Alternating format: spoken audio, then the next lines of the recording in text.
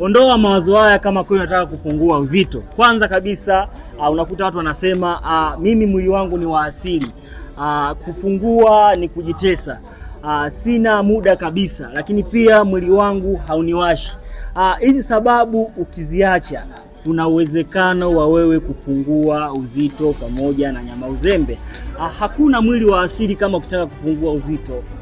Mwili wa asili, mtu ambaye ameamua, inawezekana kabisa kupungua uzito.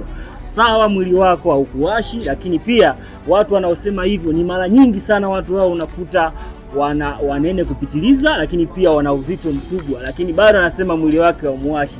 Sawa, mimi nitakuacha na mwili wako usikuwashe, na kweli haukuwashi.